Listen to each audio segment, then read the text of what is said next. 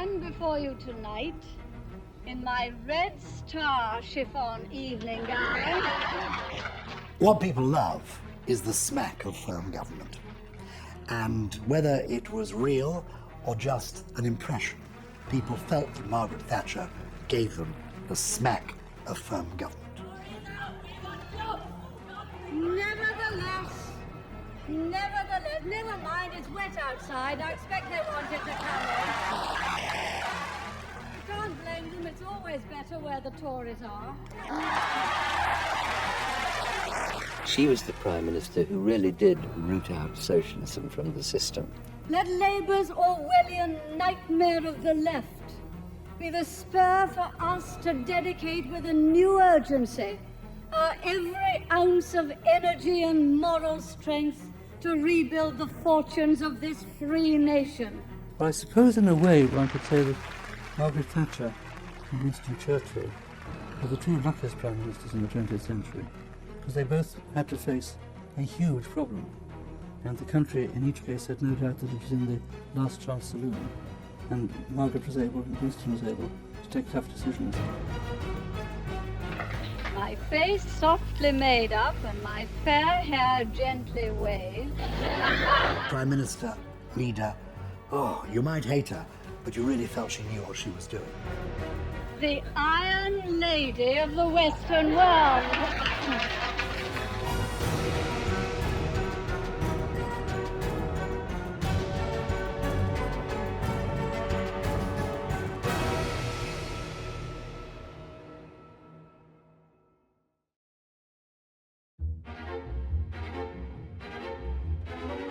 From the beginning, Margaret Thatcher was someone who stood out from the crowd. At first, she stood out from the crowd in a rather annoying way. There was something rather strident about her. There was something about her voice that actually grated on you a little. There was something about her that seemed just a little bit too keen. But there was always something special about her. She has been interested in politics really all her life. See, her father was interested in local politics, always on the council, mayor of Grantham. It was part of her, the air she breathed. I think she was determined to be a member of Parliament from a very early day. It was a rather dull family in a rather dull Lincolnshire town, with a rather dull father who really made it through the ranks of local politics. Margaret Thatcher had heroes both personal and professional, if I can put it that way. A personal hero was undoubtedly her father. He was the name of Roberts. He was a local politician. He wasn't a very wealthy man. He ran a shop. But he was a very, what's the right way to put it, a very upright man, a man of very decided views about what was right and what was wrong. They were very old-fashioned values, but ones which, in her book, stood the test of time. I remember once she said to me when we were having a chat and talking about those values, she said, "Michael, a man has no greater duty than to put a roof over his family's head and to put food upon the table." That was because she couldn't stand people who basically relied on benefits. But notice that she always, when she talked about these, said it was a man who did it. It was an old-fashioned view of life, but one which she thought held the key to how political happiness could come about, political success, individual happiness could come about. Her father taught her how to lead. She watched how he was the one who was prepared to go for it. And it's interesting that she hardly ever referred to her mother. It was always her father. Her father was the idol. Her father was the one, obviously, who encouraged her to get to the local grammar school, to work hard. And forever afterwards, she acknowledged the fact that she learnt her basic values at her father's knee. The older end of the school, during the war, we did have visiting speakers frequently.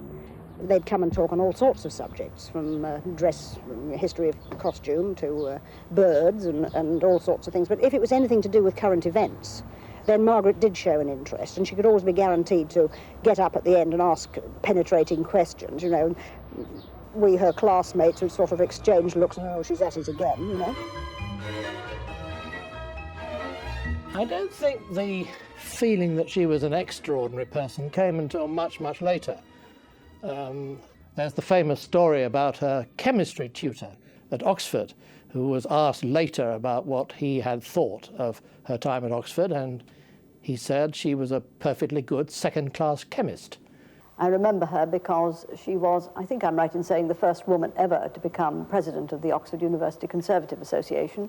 I also belong to it, and I can see her in my mind's eye taking the chair at one of the meetings. And very impressive she was, too. Her, I think, strength of character and clarity of thought came out very early on, and everyone was impressed by the way she ran its affairs. She left with much more confidence and a greater determination to get into Parliament. She finally felt that she wanted to get into politics. She spent some time working as a food scientist, and then she had a bit of a hankering to go for law. In the end, she decided that politics was what she wanted to try and get into. And then she worked her way steadily up the progression.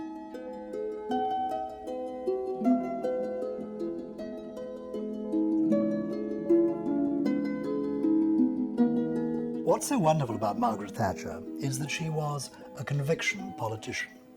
And so right from the beginning, from the 1950s, she conceived this idea, I'm going to go into politics to make a difference. And she bustled into the room. Almost unthinkable in Margaret Thatcher's day that you would become a woman MP unless you'd reached the age of 45 or 50 and you had a pretty forward-looking local Conservative association. Because there was still that built-in assumption among the older people who formed the electorates in these local Conservative associations that the right and proper thing was for their MP to be a man. Now, some of the older Conservative politicians found this a bit alarming. Some, thinking that she was rather attractive, thought they could handle her and manage her, you know, attractive young filly. Others thought, oh dear, she's a little bit loud, isn't she? But right from the beginning, Margaret Thatcher was a woman with convictions and with drive, and she was determined to find a seat.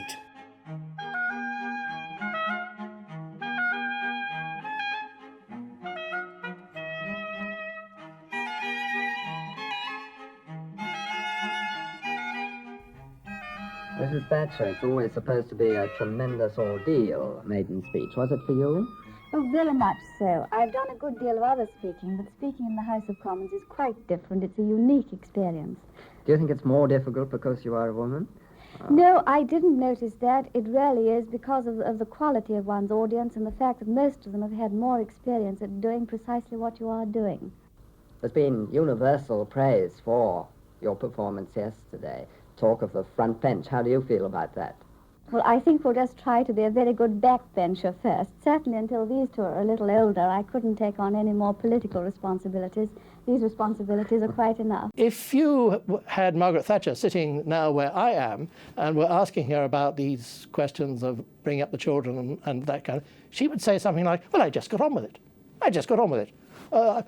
Almost she would say to you, I don't really understand why you're asking the question. Plenty of women get on with it, and I did. That was her attitude. Carol and Mark, if you say have they missed out on anything, because I lived at home, I was always there, could be there when wanted, and saw a lot of them. It wouldn't in private have been exactly what had happened. It was obviously extremely difficult, particularly of course they were twins. But part of the persona that she built was that don't fuss about these things, you know, you've got two children, you just get on with it. Have you been able to combine your political life with looking after a family, running a home? Well, I mainly do the catering here. I like cooking and I do the shopping and always a big batch of cooking at the weekend. And of course there are the parliamentary recesses which coincide with the school holidays, so I can see quite a good bit of the children and take them out, and at half-term they come up to the House of Commons and have lunch with me. It is difficult for a female politician, and because, I mean, even today, Theresa May says things like people always talk about her shoes, but Margaret Thatcher always had to have her hair done. She always had to decide what she was going to wear. People would always look at what she was wearing as much as listening to what she was saying. There was always that extra problem, which frankly doesn't happen with a male politician at all. But it does happen with a female politician. But what's it going to mean in your home life? Obviously you're going to have to make some adjustments.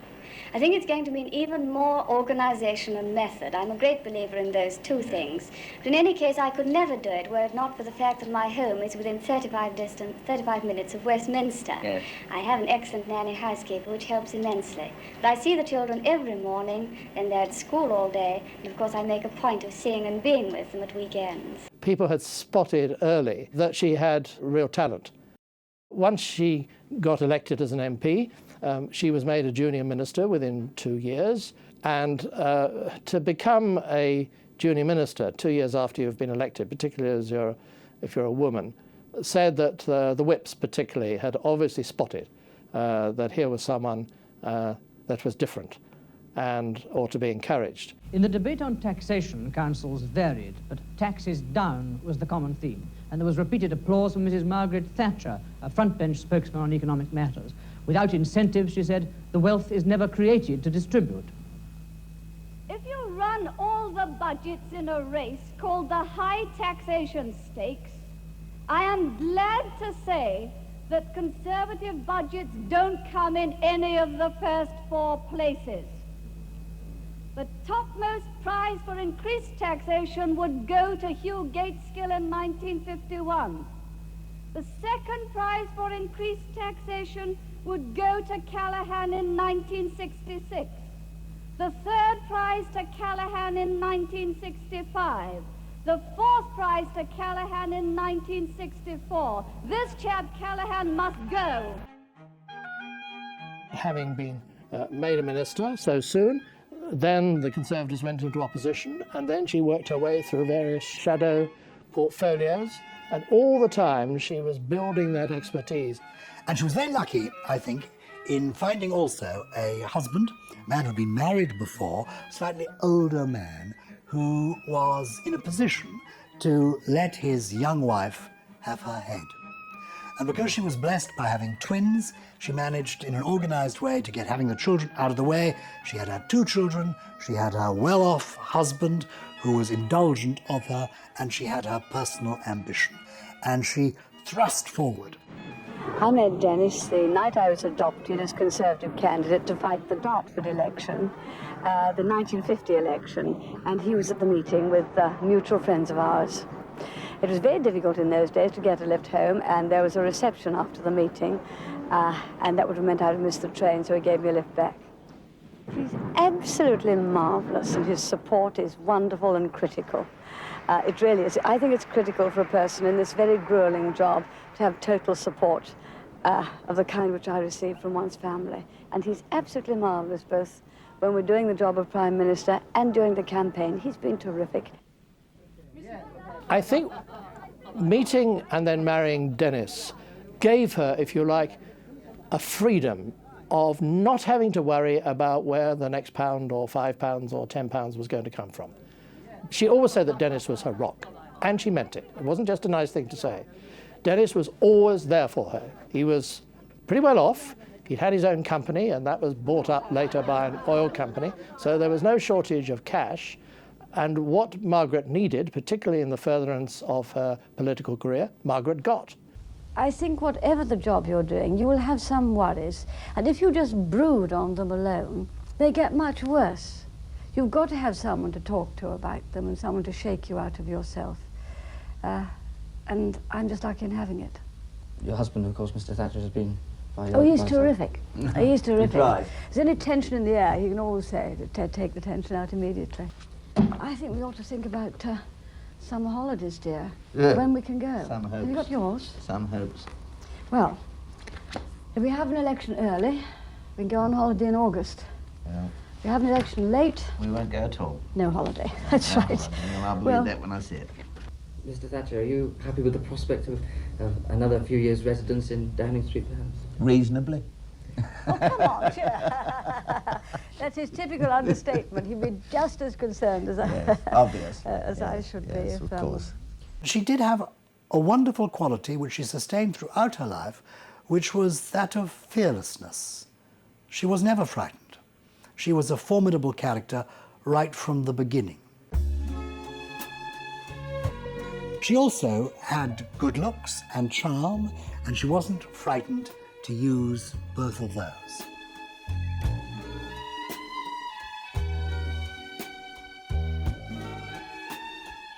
Yes, there were obviously times when she could smile very sweetly and flutter her eyelids a little bit. But as she became more powerful, I think she realized more and more that it did her absolutely no harm when she needed to make the men realize that she was a perfectly attractive woman, and that if it meant being nice to them and lowering her voice a little, yes, she would do it. Towards the end of her time, she used to do it fairly outrageously. It was not for nothing that President Mitterrand of France said that she had the eyes of Caligula and the mouth of Marilyn Monroe. He'd spotted it, and plenty of others had spotted it too. I've always said, I think she had sex appeal, frankly. She had something about her, and you could see why. She could dominate a room full of men, her ministers around her. Immediately, power, it was just there straight away. Yes, she wanted her own way a lot, but there was something about her. She was riveting personality.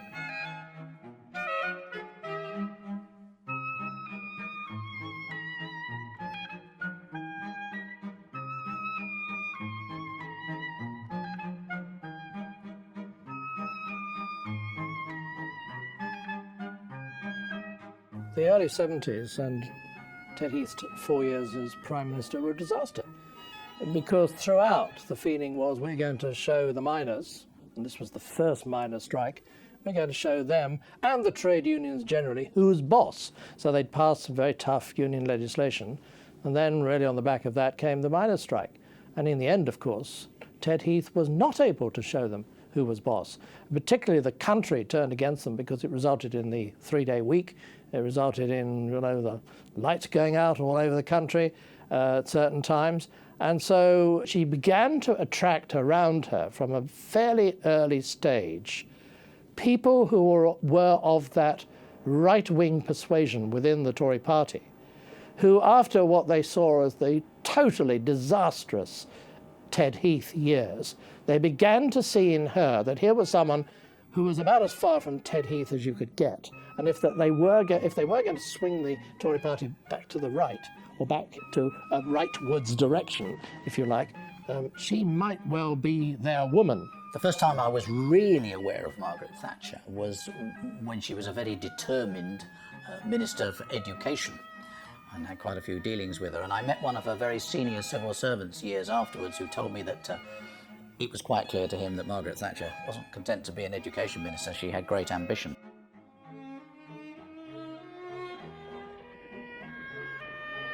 Intend to set up a small committee to inquire into the teaching of reading in schools and the use of the English language. I hope that this inquiry will show whether sufficient priority is being given to these matters and whether the most effective teaching methods are being used.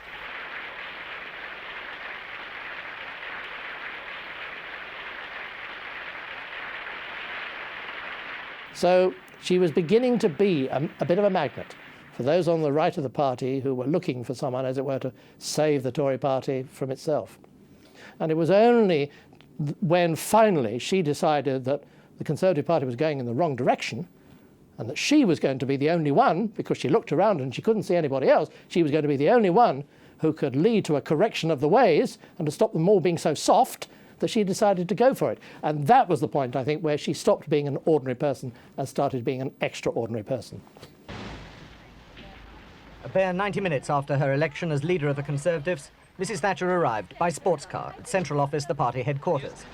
But she didn't linger on the step too long and was ushered inside to meet party workers who'd stayed on to clap her and shake her hand. Before she'd arrived, many of those who greeted her had expressed their astonishment at the size of her majority in the ballot.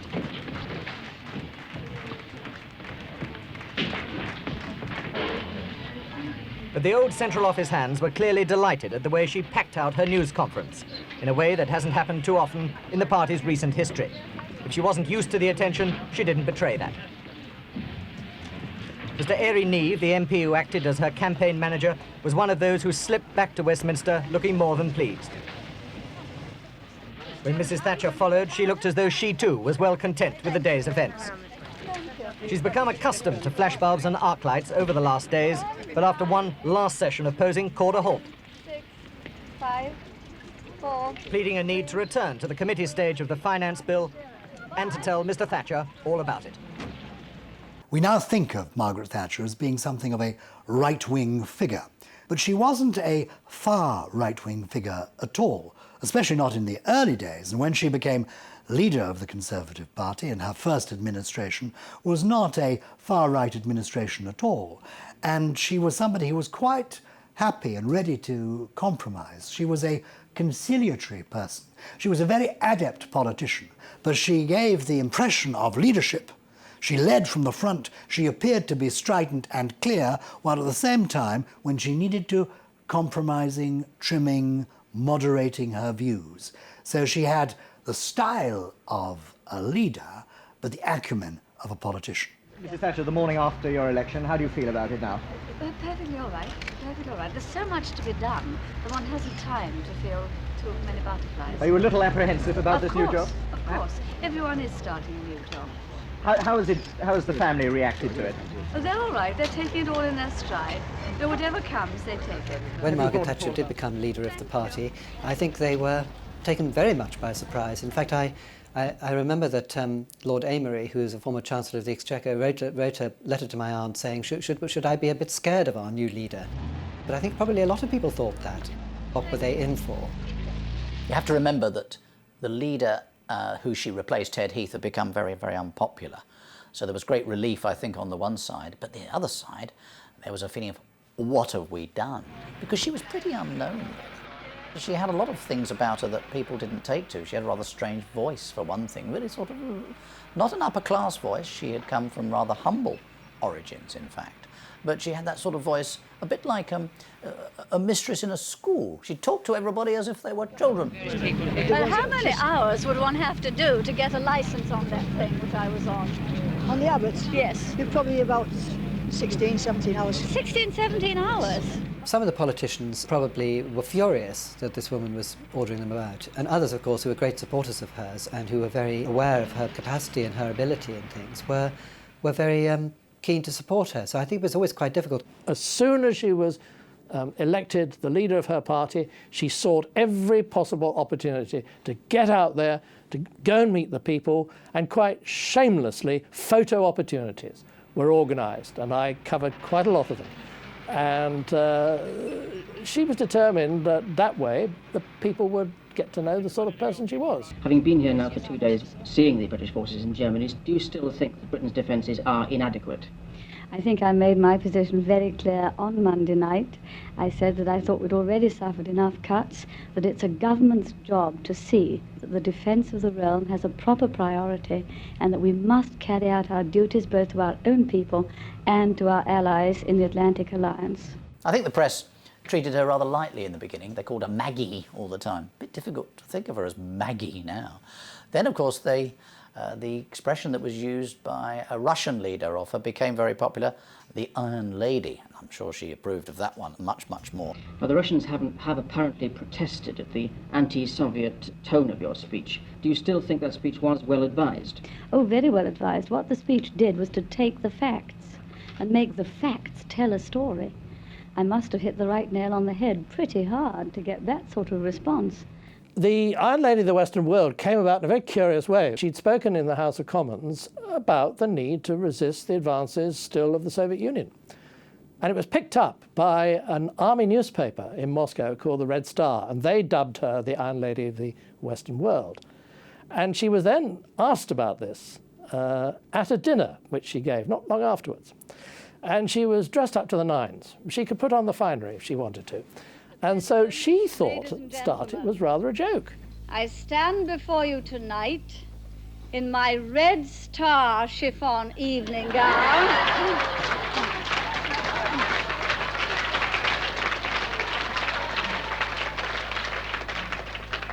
My face softly made up and my fair hair gently waved. The Iron Lady of the Western World.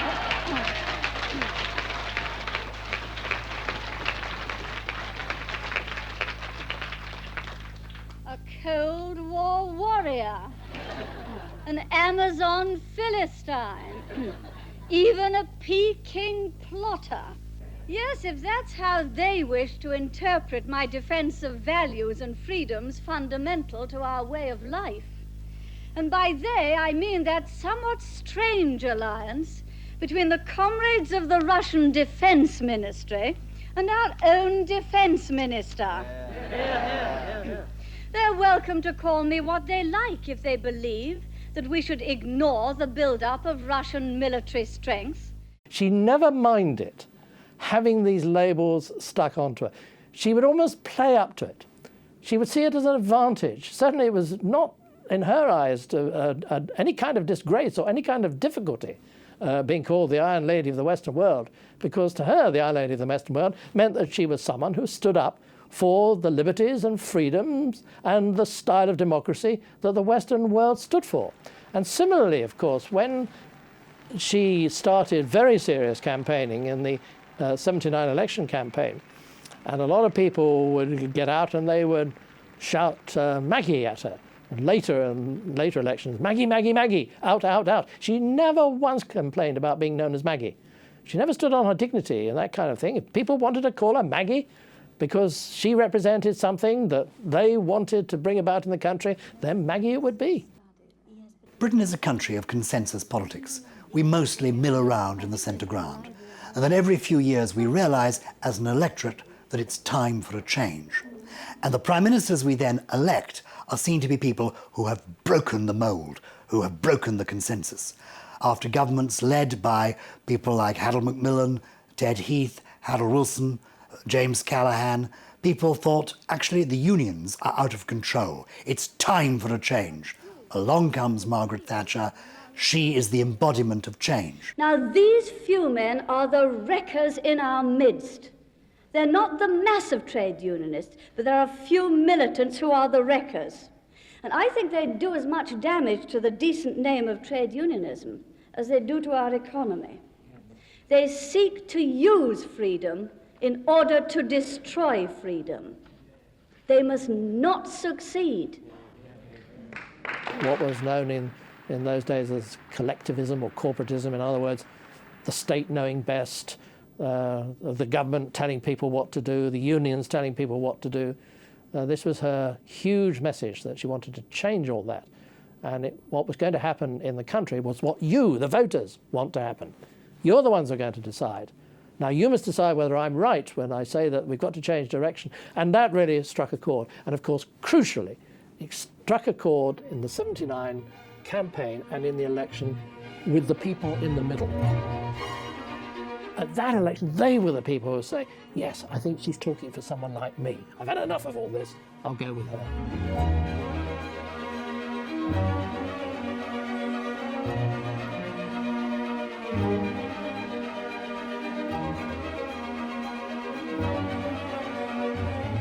How do you feel at this moment? Very excited, very aware of the responsibilities. Her Majesty, the Queen, has asked me to form a new administration, and I have accepted.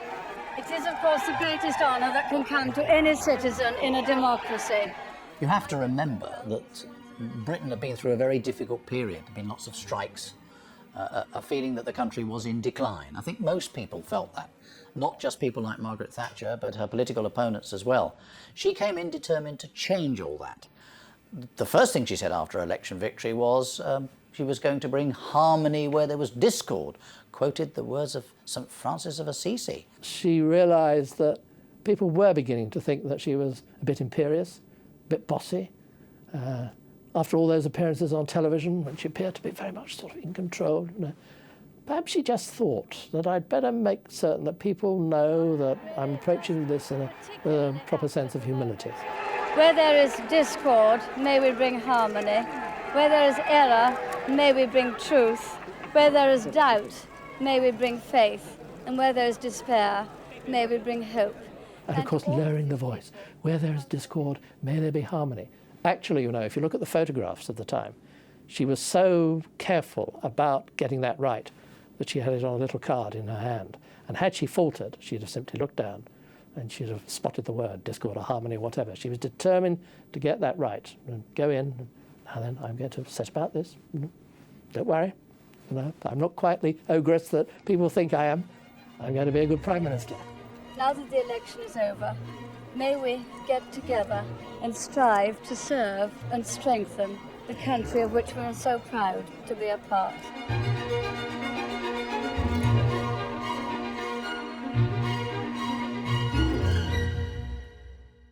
Her first government was actually not as radical as we now like to think. It was actually quite consensual, quite moderate. She had lots of people known as wets in her initial cabinet. As the years went by, she became a more strident figure herself as she grew in confidence. What then stands in our way? The prospect of another winter of discontent? I suppose it might. But I prefer to believe that certain lessons have been learned from experience, that we're coming slowly, painfully, to an autumn of understanding, and I hope it will be followed by a winter of common sense. She was absolutely determined to change this country, to stop the decline as she saw it, to break the power of the trade unions, to give Britain back some of the influence in the world that it had lost in the preceding decade of the 1970s. So she had a very clear vision of what she wanted to do, and she was prepared to be extremely unpopular while doing it. Each person must have his or her own style. They can't work with anyone else's. Your style is part of your whole approach. I didn't believe that the job of a Prime Minister was just to be chairman of a committee. It's not enough just to collect the voices. Leadership is very important in politics. I chose my way of doing it. The Prime Minister must choose his. You can't step into someone else's personality. You have to develop your own. She never ever believed, and said so, in consensus politics. She thought that that was where Ted Heath had always gone wrong. The idea that you had to wait until you had everybody on board, no, that wasn't going to be her way. Now, she had to tread very carefully. She couldn't go barging in and saying, this is what you'll do because I said it. But right from the start, she believed that if you were the leader of your party, you had to lead, and that you had to do everything in your power to convince people that the position you were taking was right and bring them round. Oh, I think she's a person with great stamina, great dedication, great courage, and therefore, to some extent, a crusader. And, if you like, somewhat gifted with tunnel vision, because if you're a crusader, you've got an objective and you go for it. I admire her energy, and I admire her determination. But she suffers, I think, even in those particulars, from what Proust called the certainty of the second rate. I don't admire her intellectual method, which is an incapacity for thinking she might be wrong.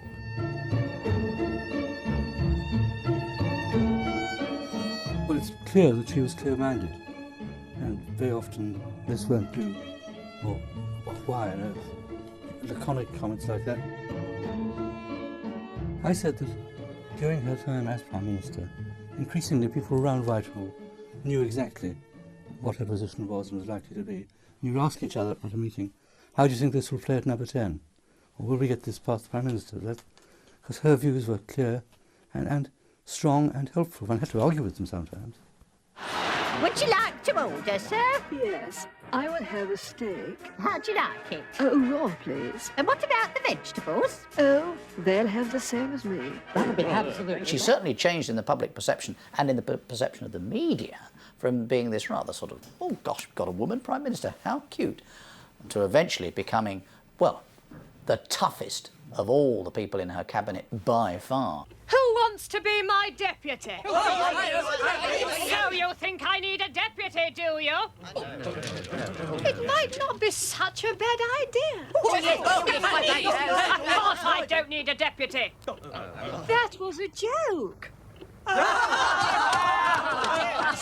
up! Now, if I hear any more of you saying that I'm overworking, I shall fire you all and do your jobs myself. Actually, when you look at the record, Margaret Thatcher was quite good at trimming and changing when the politics varied. She wasn't quite as struck on doing things her way as people like to imagine. Behind the scenes, she would always take a long time to make up her mind, to argue it out. almost she would test to destruction any idea that she would have. She would get people in for really argumentative sessions. She would say, well, now, you tell me. Now, what about this? What about that? Now, if I do this, is it possible that such as that would happen? Really, really hammered. Once she'd gone through that process and had come out at the end with a position that she had decided she was going to stick with, then she never wavered from it. Having a collective discussion is that she would sum up before the discussion started, and those of us wouldn't put up with that. And you then had to learn how to, frankly, take her on. I think most of Margaret Thatcher's ministers are pretty scared of her, frankly. And the longer she went on, the more scared they became. Those who did speak their mind outside and rather differed with her didn't last long in her cabinet. She wasn't somebody who was always seeking consensus. She said once famously, I may be the only one thinking a certain thing. I think it was over the matter of Europe, which has always been a problem for this country. She said, well, I may be the only one, but I'm right. We shall not be diverted from our course. To those waiting with bated breath for that favourite media catchphrase, the U-turn, I have only one thing to say. U-turn if you want to.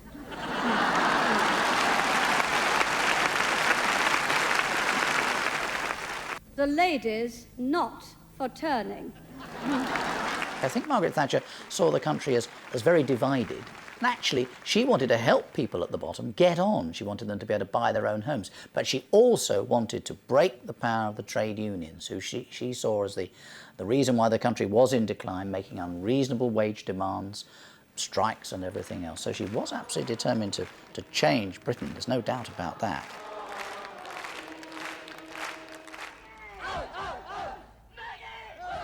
A loyal chancellor in '81, Geoffrey Howe, said, yes, we may be in a recession, but we have got to cut public spending. Now that sounds, doesn't it, really old hat now.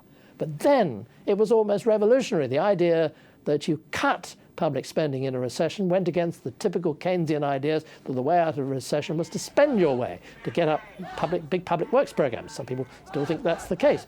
No, but then that was the big issue. And of course, she was hugely vilified at the time. The jeering began as soon as the Prime Minister set foot in one of West Yorkshire's most depressed areas. But she ignored the first group to talk to some of her younger supporters. It was perhaps ironic that while the water workers' dispute reaches a critical stage, Mrs. Thatcher should be visiting a factory where they make baths. Despite the welcome here, more rehearsed opposition followed.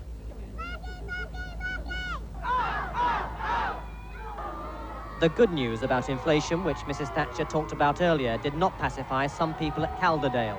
60 firms closed and 11,000 redundancies, they claimed, since she came to power.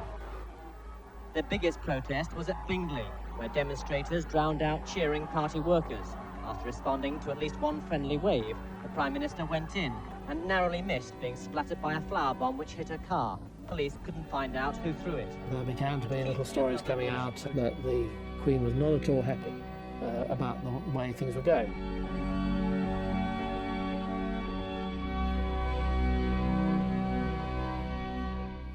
Margaret Thatcher was quite nervous of the Queen, particularly at first. She was also very anxious about getting it right. I know from Margaret Thatcher's chauffeur that when she would go to have an audience with the Queen at Windsor, they would leave Downing Street so early they had to park in a lay-by near Windsor Castle, often for half an hour, 45 minutes, sometimes an hour, so that they could arrive on time. So apprehensive was Margaret Thatcher of getting it right. The Queen, well, it's another Prime Minister. She takes an interest in all that's going on. It's business as usual. So I think the Queen was quite comfortable with Margaret Thatcher, but Margaret Thatcher, I think, was quite conscious that this was the Queen. Enough little tidbits have come out about it, and I think there was one version of it which says both sides are pretty fearful ahead of these meetings, but I don't think it was Margaret Thatcher who was the fearful one. It has always been traditional that at the meetings between the Queen and the Prime Minister of the day, that the Prime Minister of the day does most of the talking, the Queen does most of the listening.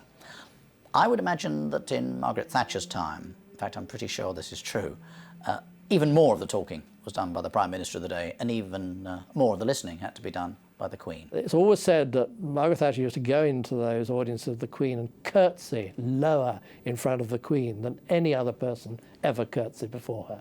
It was all done. It was great curtsy before, and I think the Queen doesn't like that. She doesn't. She wants it to be straightforward and honest, and I don't think they ever really hit it off, to be very honest with you. There is no evidence of this whatsoever. The Queen, I know, would simply not talk about it. Certainly wouldn't talk about it to anybody outside her immediate family. So the Queen, I think, would have been interested to find here is a woman Prime Minister, and I think would have found appealing Margaret Thatcher's go-getting approach to life. And the Queen, though she is above party politics, I think genuinely, is a naturally conservative person with a small c, so that she would have been in sympathy with quite a few of Margaret Thatcher's ideas. As to what she thought about Margaret Thatcher, you could look at the following things. The moment that she left office, she gave her the Order of Merit, and a few years later she gave her the Order of the Garter. These are two very, very senior, rather different honours. Both of them are in the personal gift of the Queen, and that tells you everything you need to know about what she thought about Margaret Thatcher. Great respect for her.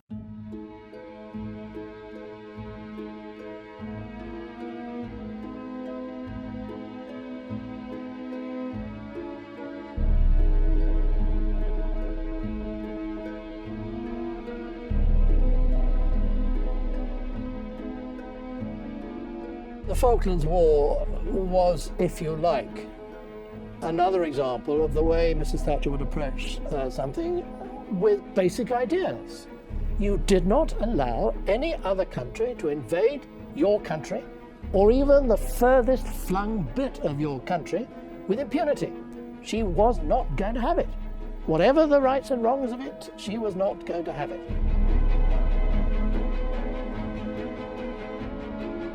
When the decision was taken to send the task force, for example, there were plenty of voices, and I suspect from the Minister of Defence himself that really this couldn't be done, Margaret. This was a much bigger operation.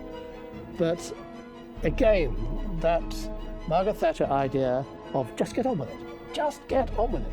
What I was told was that the moment that she decided to do it, she cut through all the orders in council, all the red tape and everything. She got all those troops out there as fast as possible. She was incredibly efficient. And if you remember, things were done like the fitting of the air-to-air refuelling mechanisms on the tankers so that planes could get down to the Falklands and return without having to land, and the fitting out of the QE2 as a support ship, and all the other things that had to go with it. And people, I think, still say that nothing like it really has been achieved since that.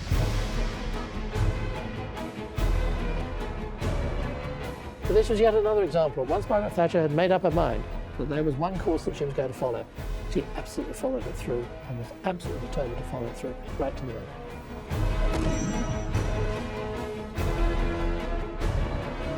Beforehand, there were quite a lot of difficulties going on, and there always are with Prime Ministers domestically, because they're always trying to tackle the impossible, like the health service and all these things. No matter how much money you put into the health service, you're always going to have a problem with it.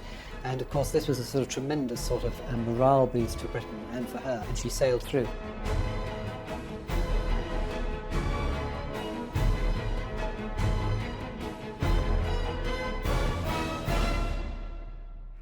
The commander of the operation has sent the following message. Be pleased to inform Her Majesty that the White Ensign flies alongside the Union Jack in South Georgia. God save the Queen. What happens next, Mr. Knott? Thank you very much. What's your reaction, Just Prime rejoice Minister? at that news and congratulate our forces and the Marines. People like a leader. People like to be led from the front. And at times of war, people like a strong leader. David Lloyd George in the First World War in this country, Winston Churchill in the Second World War. Margaret Thatcher was seen to lead this country effectively at the time of the Falklands conflict. People like a strong war leader. Indeed, if you look back on the prime ministers of the United Kingdom that people remember, they usually are war leaders. It has been said that we surprised the world, that British patriotism was rediscovered in those spring days. Mr. President, It was never really lost. I think it meant that the 1983 result was a certainty. But she herself didn't see it like that. She had to be dragged into the 1983 election. As you know, they're 5-year terms. This was going to be a 4-year term. And she wanted very, very good reason indeed as to why she should go to the country after 4 years. And she had to be convinced of the political scene in the United Kingdom that this was going to lead to victory.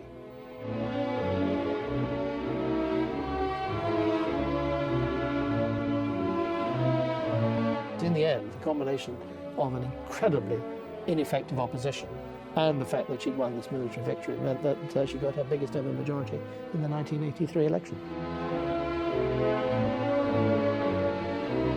A larger victory, as it looks now, than I had ever dared to hope, because I am so cautious.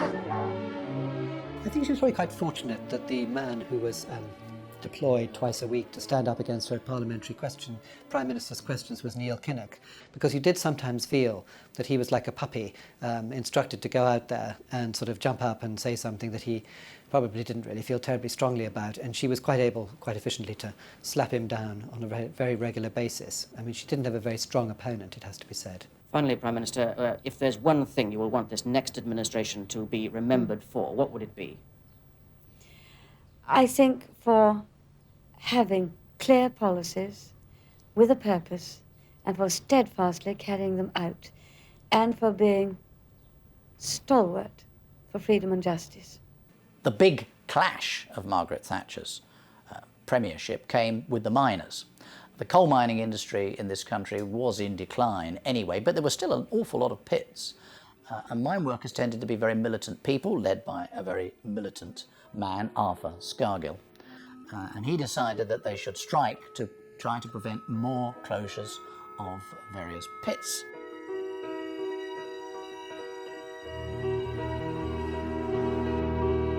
But it was an absolutely epic battle between Margaret Thatcher's vision of Britain, where everybody would have a chance and so on, but they would not be relying on the trade unions to push themselves along, and Arthur Scargill's view that working people, traditional industries needed protecting, and that the common man would be crushed by the political machine. It was a battle like that.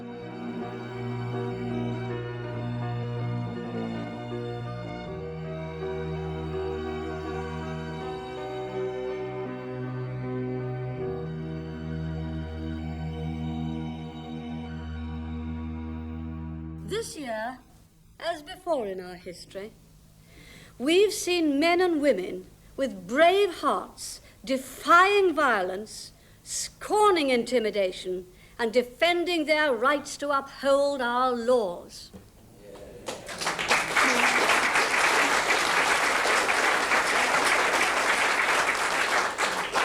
By their action, we have seen a new birth of leadership in Britain.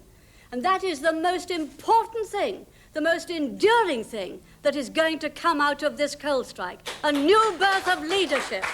Quietly at the start, she let things take their course, but was determined to see that Mr. Scargill was going to be defeated. I think that Margaret Thatcher and the Conservative cabinet post-83 knew that there was going to be a confrontation with the miners sooner rather than later.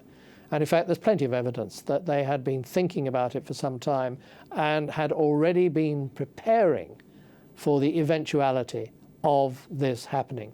And so quietly, they began to do things like stockpiling coal, and the National Coal Board was told to build up the stocks. Officially, it was all down to the National Coal Board and the miners. It's not for the government to say how these things should happen. It's for Mr. McGregor, chairman of the Coal Board.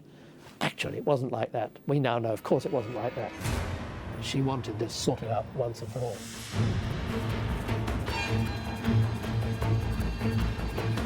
It is intimidation. It is unlawful assembly. Our duty demands and the national interest requires that we see that violence does not pay and is seen not to pay.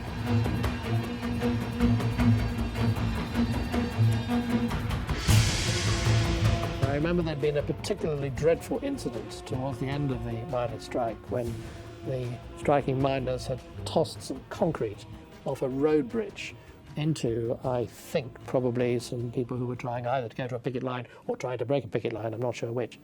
And she was in Paris that day, and I was on duty, and I caught her on the steps of the Élysée Palace, and I said to her, "Prime Minister, someone has now been killed. Isn't it now time, at long last, to open up negotiations and to try and get a negotiated settlement?" And her eyes literally blazed at me. And she swept round and said to me, "Mr. Brunson, you never give in to violence." Turned on her heel, walked away.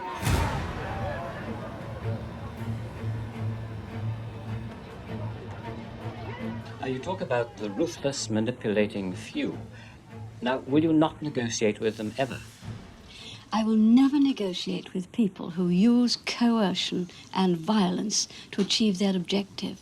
They are the enemies of democracy. They are not interested in the future of democracy. They are trying to kill democracy for their own purposes. Outside, several eggs were thrown. One hit the Prime Minister, though a detective's sleeve caught the worst of it, and a special branch umbrella went up to deflect others. It was, for her, the most important test of her leadership. And in the end, frankly, she won. We have almost no coal industry left. Mr. Scargill is long retired. The power of the trade unions, particularly the mining unions, power is gone.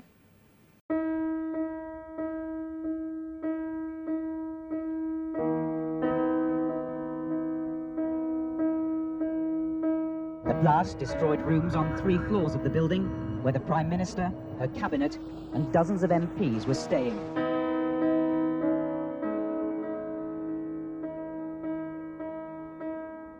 Alongside the lifesavers, a bomb disposal officer was making his own search for clues to the bomber's identity.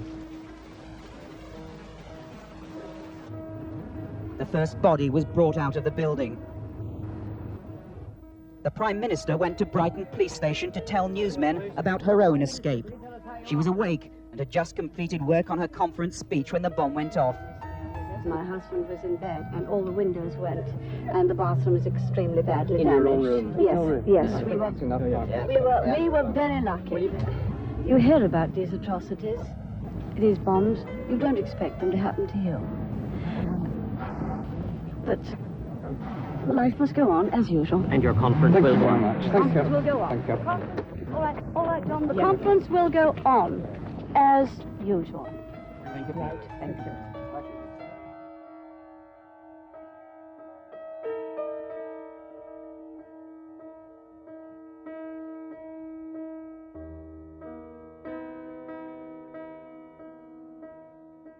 The sun was just coming through the stained glass windows and falling on some flowers right across the church. And it just occurred to me that this was the day I was meant not to see. We are fighting as we have always fought, for the weak as well as for the strong. We are fighting for great and good causes. We are fighting to defend them against the power and might of those who rise up to challenge them. This government will not weaken. This nation will meet that challenge. Democracy will prevail.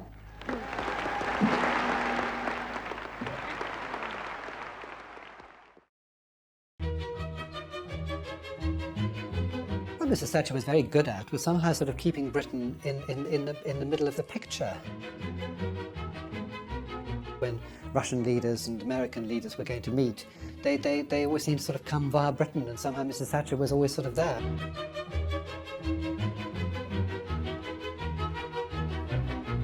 It was a very good relationship that she had with Ronald Reagan, and I think one mustn't underestimate, her femininity and how she could appeal to a sort of, jaunty old Hollywood actor turned Prime Minister, and how she could flatter him, and I mean, she's very, very good at all that. There is no greater alliance in the world than the Anglo-American alliance.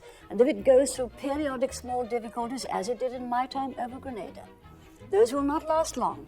It will come back into its full alliance and its full defense of democracy and freedom the world over. Margaret Thatcher was the right woman in the right place at the right time, and she became a symbolic figure. She, together with Ronald Reagan, became the two world leaders associated with the end of communism, with the collapse of the Berlin Wall. That will be, in a sense, her legacy. Now, how much she actually did personally to bring that about, I'm not entirely sure. That may simply have been the tide of history. But she was there, making the right noises at the right time, and she was blessed by having somebody in America with whom she had a true fellow feeling. They were friends, they were kindred spirits, and so it was a partnership that really worked. Gorbachev, of course, was a reformer. He knew what he wanted to do, and he obviously saw that she was a woman who knew what she wanted to do. And I think that's where that affinity came from, because she wanted to move things forward in relations with the Soviet Union, so did he, and so that's where that came from. She got on very badly with the leaders in Europe.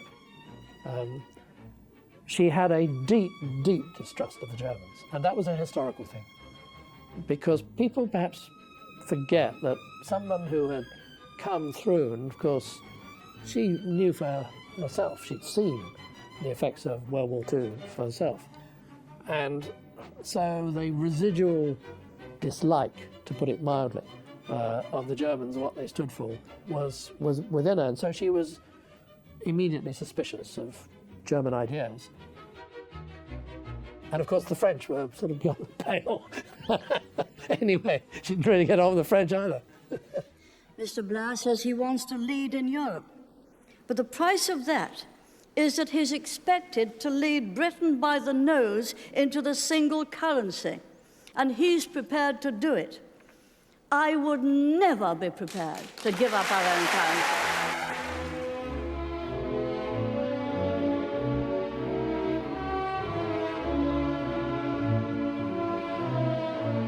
It is wonderful to be entrusted with the government of this country, this great country, once again. And I want to say this to you. The greater the trust, the greater the duty upon us to be worthy of that trust. And we will indeed endeavour to serve the people of these islands in the future as we have in the past. By the time we came to the 87 election, the miners' strike, of course, was in people's memories, but you know, so many other issues had begun to come in again. There was, you know, more economic problems to deal with. She'd been in office then, you know, obviously a long time. And I think people then sort of had to look at her in the round when they made their decision in 87. And of course she got a lower majority. So that, if you like, the sort of doubts as to whether she's always going to be right, we're beginning to seep in, I think.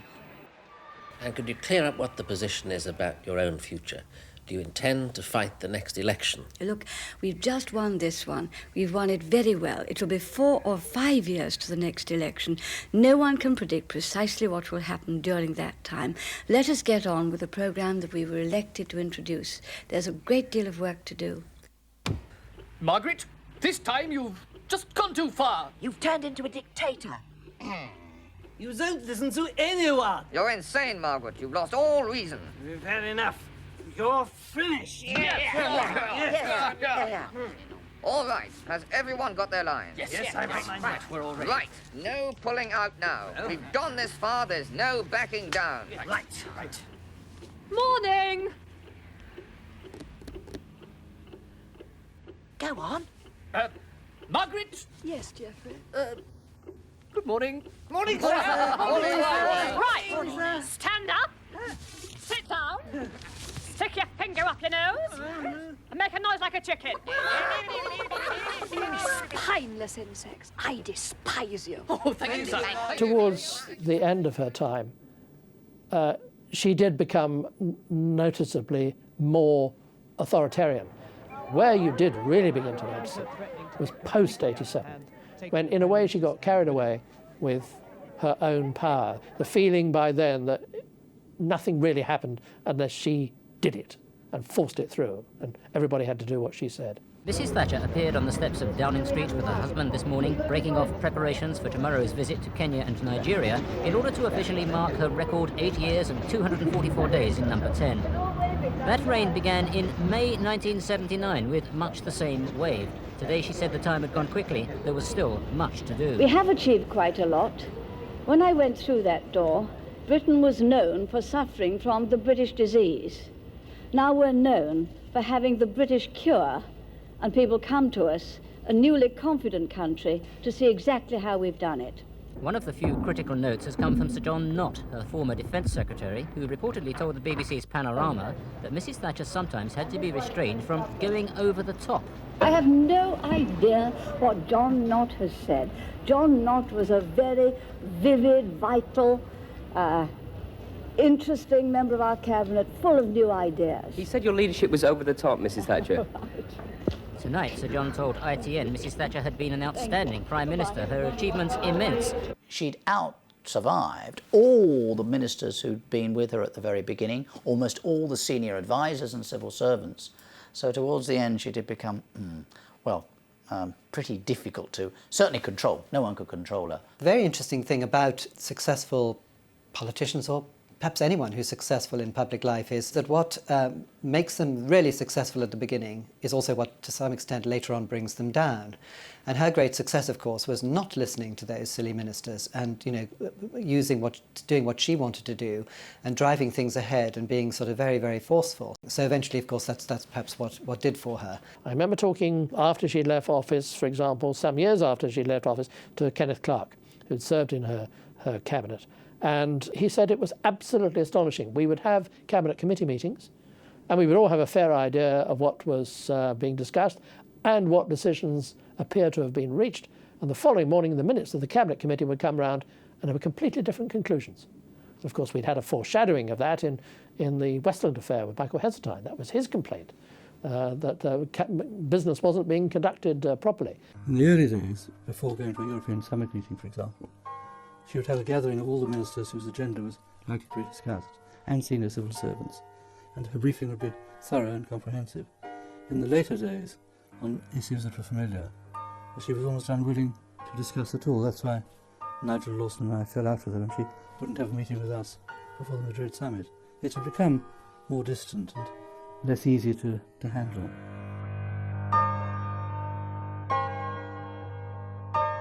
There was a very, very serious difference there. Basically, it was the argument that ran through the whole of her time as Prime Minister as to the attitudes to Europe. Lawson increasingly felt that we had to get close to something like monetary union.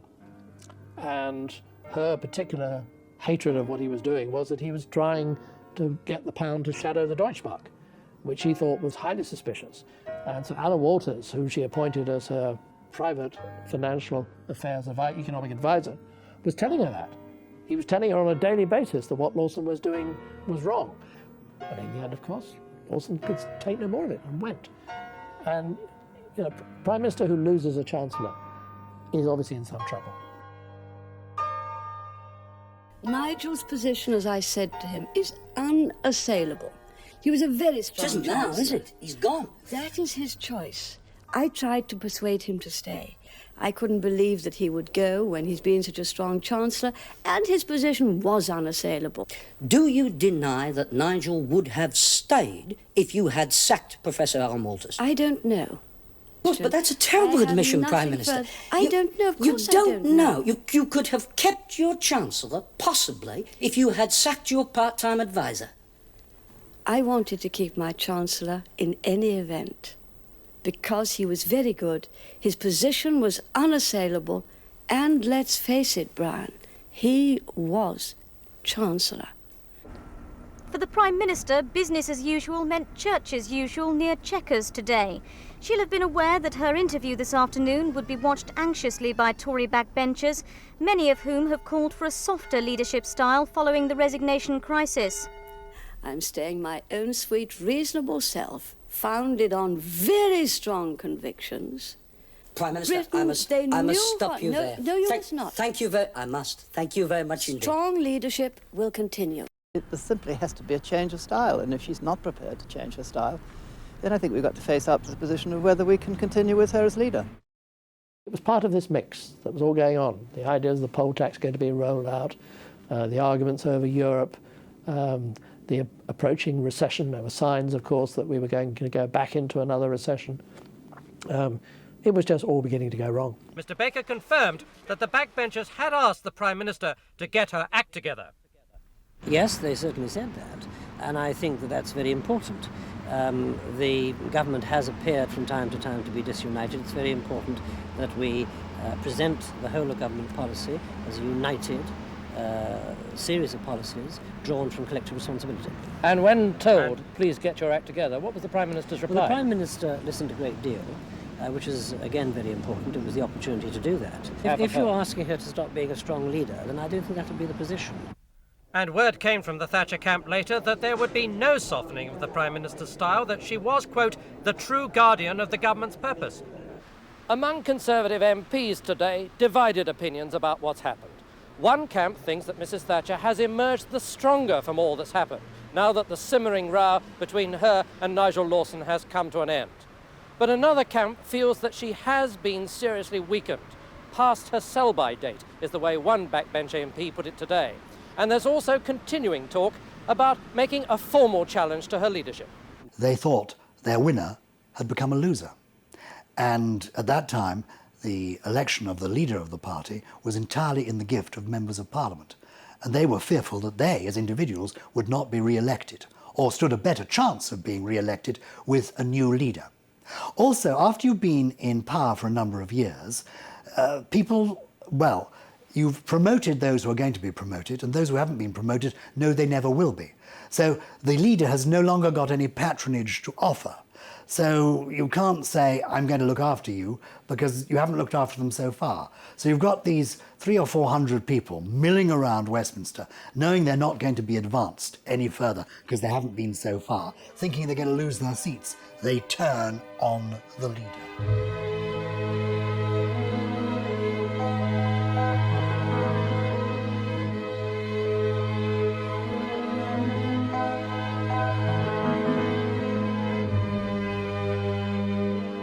Thatcher herself, speaking in Downing Street tonight, was very well satisfied with the result.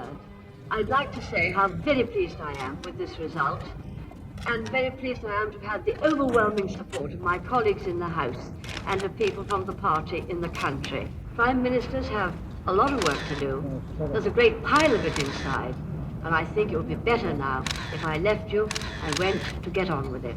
Thank you. She did become noticeably more authoritarian. Where you saw the change most of all was in the introduction of what she, to the very last, insisted on calling the community charge, and the rest of the country called the poll tax. And this was her downfall, because enough people told her that the country would not accept what was widely seen as an unfair tax. All they knew was there was this horrible, nasty tax, which for a lot of people meant that the amount they were paying was going up, and that she had brought it in. And so far from blaming the local councils, they blamed her. And she then became completely intransigent about it. It is our intention, when the community charge is finally set, to say precisely what the increase would have been in domestic rates had that taken the place of the community charge. People are not going to pay what might have been. They're going to pay the much higher charges inflicted upon them by her and her government. In a way, I think that was her biggest mistake, because she didn't listen to people. People were beginning to tell her, you can't go with the poll tax. But by then, she was getting impatient, and she decided to ignore people's advice. And then she really did go ahead. Look what happened as a result.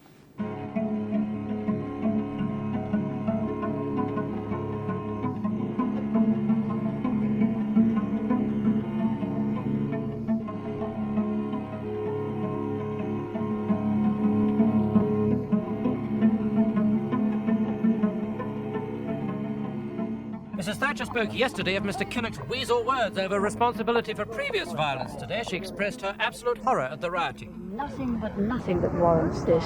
The place to discuss these matters is Parliament. These people are totally against democracy. The person in the end who delivered the coup de grace was Geoffrey Howe. And this was over the issue of Europe. It was to do with a plan that the then president of the European Commission, Jacques Delors, had put forward, and there were 3 points on it. And she dealt with these 3 points and she set them out to the House of Commons, and then she said, I can't remember quite the precise words, but the 3 words that mattered were her response to it: no, no, no. And thereupon, Geoffrey Howe, above all, decided that was it. He seemed such a mild man, a nice man really, which he was, but he came to disagree with her very violently. Eventually she replaced him as Chancellor, but he then stood up in the House of Commons and made a speech which was the first direct attack on her leadership. And I think it was stunning because anybody dared to do it. But the fact that it was Geoffrey Howe, of all people, it had all the more impact.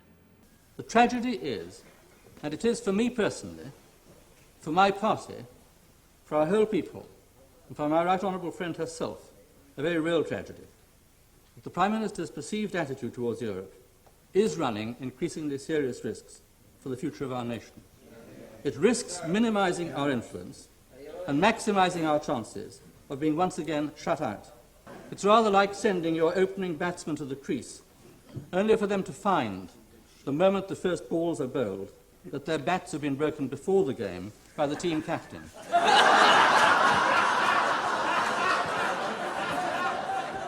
Well, it wasn't my intention. My intention was to try and make a warning quite clear that the policy that was being followed from her part, rather than in line with what we tried to agree, wasn't likely to be the right one.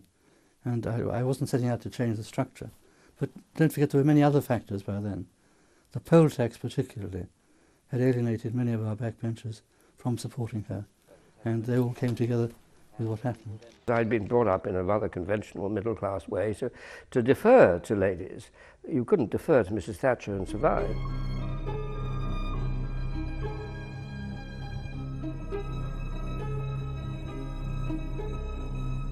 We've got to have a rethink of the community charge.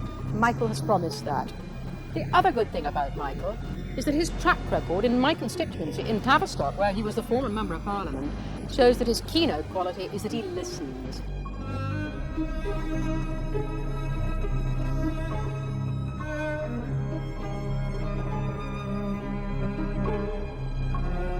I was told the results immediately. I said, but this means a second ballot. So we had not, in fact, got enough. But then did not seem to me at that stage it would be difficult to get 3 or 4 more people to vote with us on the second ballot. And although it was not very easy to go to a second ballot, it didn't seem to me to be very difficult. I most earnestly believe that I shall be in number 10 Downing Street at the end of this week, and a little bit longer than that. The last few weeks of the Thatcher time were absolutely astonishing. From the feeling that Margaret Thatcher would almost never be removed from office, suddenly, it was like watching a sandcastle, and the waves suddenly lashed up against the sandcastle, and the sandcastle suddenly went like that.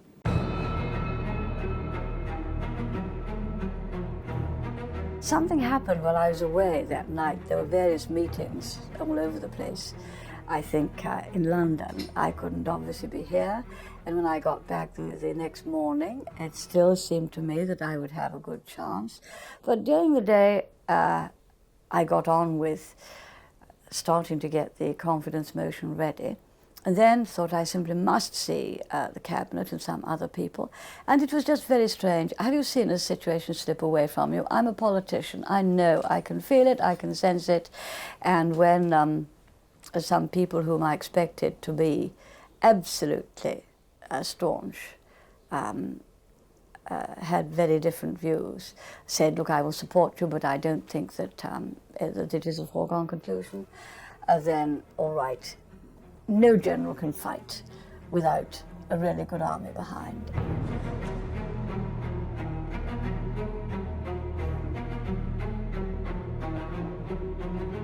Well, we know, really, that it was Dennis Thatcher who was at his feet very firmly on the ground, who, again, rather like Prince Philip and the Queen, was a very good advisor of her. I mean, You know, he could say when things worked and didn't work, and he just said, well, it's time to go, the game is up. You know, and that's when she stepped aside.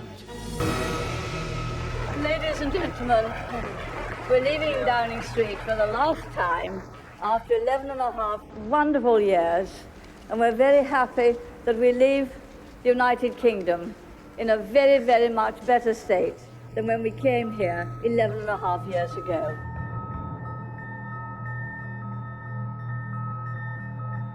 You don't take a decision like that without it being difficult, without heartbreak. Heartbreak there may have been, but it was the right decision. I think that most of the ministers who kind of gave their advice were not people who were going to start voting the other way or abstaining. I think what they were saying was, look, you know, we've been loyal to you, we're friends of yours, we think this is all ghastly, but we do have to tell you we don't think you're going to win, and in those circumstances, we think that you should stand down. What we do not want to see is you being humiliated by being defeated. What went wrong was that we did not get a big enough majority on the first ballot. And there's nothing I could do to cure that. That was the thing I couldn't get over. They said to me as I went through it, but you haven't been to ask us to vote for you. Other people have. And I thought, goodness me, do I, after 11 and a half years, have to go and ask personally for a vote? I remember previous leadership elections. But there you are. They thought that I did, and I thought that that was not necessarily the right way to do it. I think it was a whole bringing together of all kinds of emotions. She could not understand how, never having lost an election and never having lost a major vote in the House of Commons, that this could ever have happened to her. She just, in a sense, in the modern phrase, didn't get it. By the time you've been a Prime Minister, say, for 11 and a half years, I think doing the things which I had managed to do, I felt that one should have more authority and backing from one's own party than I had if I hadn't, right, we needed a change. It really was as clear-cut as that. I think that, yes, those interviews were interesting, not least because when I got her to recall the events of those final 10 days or so, she burst into tears again in the middle of the interview. And we had to stop it and let her just go and refix her makeup. Yes, it was seared into her soul. That, though, the image that people will perhaps remember, you said the cabinet was extremely difficult. And then you had to come out into Downing Street, and you had to face the cameras. Mm-hmm. In effect, you had to face the world. Mm-hmm. You had to come and make what was perhaps the statement of your life. And then I see that, you know, we notice now that it's affecting you now, and it must have been yes, the most difficult. Yes, it's not affecting my voice now. It's not affecting my voice. You're thinking back to traumatic things. But I managed to get through them. I managed to get through the television. I managed to get through the cabinet, again, because there was something else to do.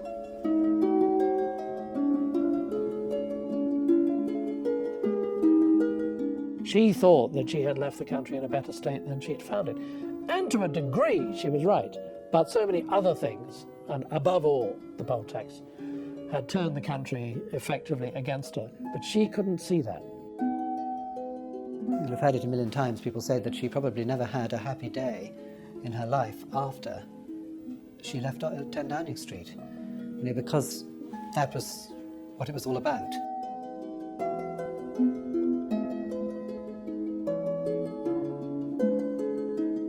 I hope in the next few years to build on those achievements. I certainly hope in those years to build a society of opportunity.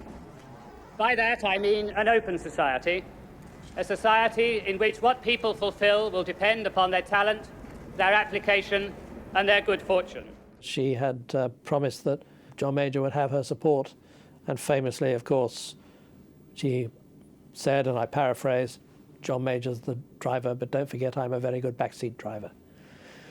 And that did a lot of harm, because she thought that Major wasn't coming down sufficiently hard on one side or other of the European debate, and of course she would have wanted him to be an out-and-out sceptic, and she was disappointed. Yes, I will have very strong views on both Europe and on Bosnia. I always did, and you know that. I also have very strong views in supporting the Prime Minister. He's out of the ARM. He rejected the social charter. So Granny will speak out. I can't imagine Granny not speaking out if she feels very strongly about something.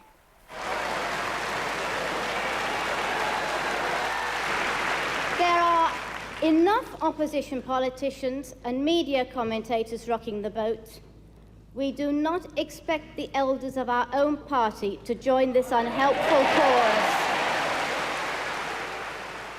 It's the role Lady Thatcher has made her own. Today, centre stage at the annual conference, the party faithful cheering as they do for no other former leader. But it was behind the scenes that the Iron Lady showed the mettle for which she became famous, telling a British Airways official in the exhibition hall they should not have replaced the Union flag on their aircraft tails with new multicoloured logos. We fly the British flag, not those awful things you're putting on tape. Terrible. Husband Dennis demanded to know why they weren't British design. We had British design. Well, we had. Then, reaching into her famous handbag, Lady Thatcher left British Airways in no doubt about her view of the new design.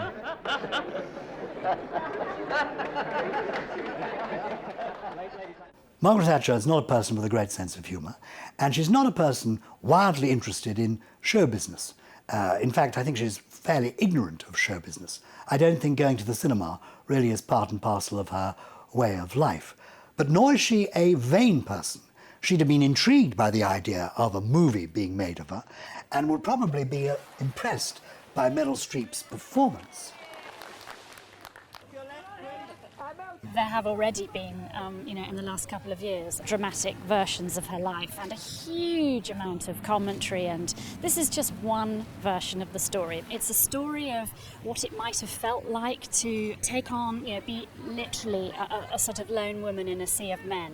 It's what it might have felt like to have to struggle to gain control, first of her party, let alone of the country. And it's very much about the private cost of a huge public life.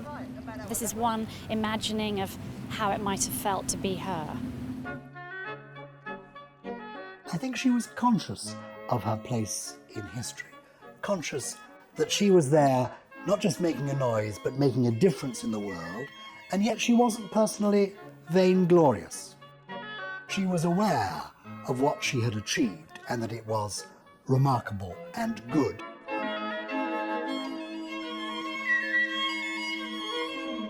Quite a long time after Margaret Thatcher, Lady Thatcher as she became, left office at number 10, I had to go and interview her at her new office, which was round the corner, not very far from Parliament, and it was as if she was still in power.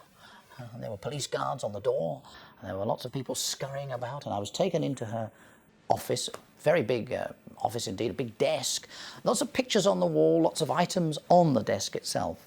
And I was very struck that the theme of almost all of them was the Falklands War. Oh, I think she's going to be very high up in the list of great British Prime Ministers. I suppose we must always give the accolade to Churchill because winning the Second World War, he is a sort of a magnificent figure. I'd be jolly tempted to put her next to him, frankly. I mean, to be a woman, to do that, to achieve what she did, and to stay in office as long as she did, as the first woman ever to take that office at a time when it was very, very difficult, I think that's pretty impressive. There are those who see the Thatcher years as the best years since the Second World War, at a time when Britain's influence in the world came back, we dealt with a lot of our problems, we changed society for the better. A lot of people think that. They tend to be people who've done well, who've made more money and have nice houses and so forth. The more privileged people, I think, have done pretty well. A lot of people, on the other hand, who are more humble origins, regret very much the Thatcher years. They think she did damage to the country, and it absolutely depends on how well you did in that period as to what you think of Margaret Thatcher. I think her impact was enormous. I think she just changed the way that political business was done. The idea, as it were, that we could do everything with a sort of warm, cosy consensus I think that went forever, and I don't think, actually, it has ever come back. The one thing to remember about Margaret Thatcher is that politics and power are to her everything.